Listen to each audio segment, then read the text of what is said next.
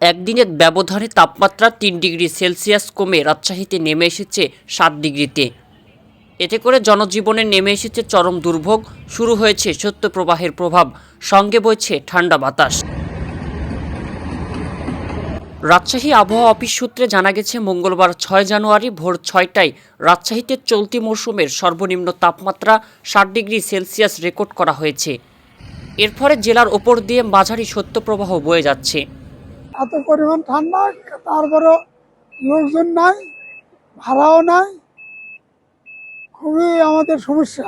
আবহাওয়া অফিসের তথ্য মতে আগের দিনের তুলনায় একদিনেই তাপমাত্রা ৩ ডিগ্রি সেলসিয়াস কমে গেছে।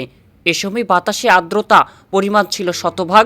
ঘন কুয়াশার কারণে দৃশ্যমানতা কমে দাঁড়ান মাত্র ৬০০ মিটার।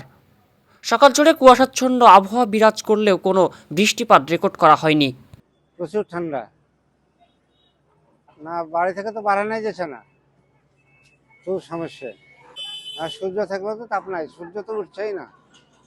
এর আগে সোমবার ৫ জানুয়ারি রাজশাহীতে দিনের সর্বনিম্ন তাপমাত্রা ছিল ১০ ডিগ্রি সেলসিয়াস এবং সর্বোচ্চ তাপমাত্রা রেকর্ড করা হয় ১৪.৮ ডিগ্রি সেলসিয়াস। সে সময় বাতাসের আর্দ্রতার পরিমাণ ছিল ৭৬%।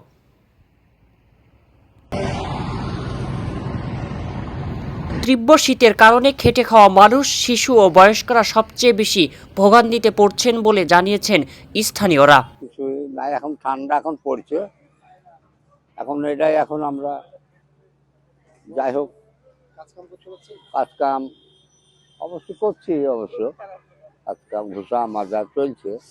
তবে বয়স্ক মানুষের একটু সমস্যা হবে, এই আর কি।